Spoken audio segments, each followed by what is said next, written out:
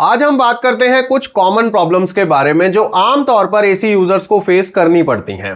पहली प्रॉब्लम है gas leak और ये एक बड़ी प्रॉब्लम है क्योंकि इसकी वजह से आपका एसी ठंडा करना ही बंद कर देता है। इसको फिक्स करने के लिए आपको तुरंत एसी टेक्नीशियन को बुला लेना चाहिए।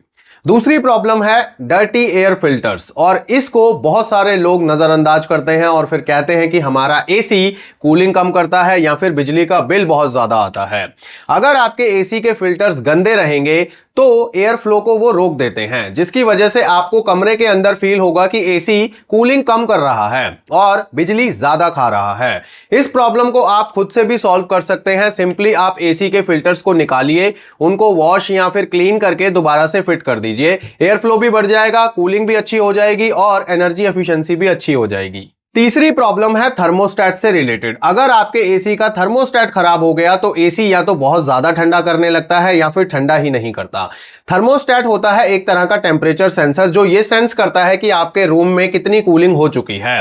वो कंप्रेसर को सिग्नल करता है, अगर आपके रूम में कूलिंग की जरूरत है तो वो सिग्नल करेगा कि और कूलिंग करो। अगर वो सेंस करेगा कि टेम्परेचर मेंटेन हो चुका है तो वो कंप्रेसर को सिग्नल कर देगा कि अब कूलिंग की जरूरत नहीं है।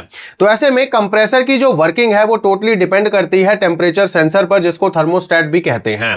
तो अगर थर्मोस्टेट फॉल्टी हुआ तो एसी की जो वर्किंग है वो डिस्टर्ब हो जाती है।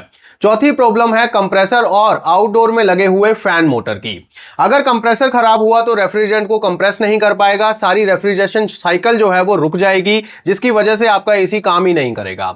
और अगर आउटडोर में लगा हुआ फैन किसी भी वजह से नहीं चल रहा, हो सकता है उसका कैपेसिटर खराब हो या फिर उसकी मोटर खराब हो गई हो, अगर वो फैन नहीं चल रहा तो कंडेंसर की हीट को रिलीज नहीं कर पाएगा, जिसकी वजह से कंडेंसर ओवरहीट हो जाएगा और उसके बाद कंप्रेसर ओवरहीट होगा और वो ट्रिप हो जाएगा। यानी कि ओवरऑल सिस्टम ओवरहीट होकर बंद हो जाएगा और एसी काम करना बंद कर देगा। तो दोस्तों, एसी में आने वाली प्रॉब्लम्स को समय पर पहचानना और उन्हें सॉल्व करना बहुत जरूरी है, नहीं तो एसी की लाइफ और उसकी एफिशिएंसी दोनों कम हो सकती हैं।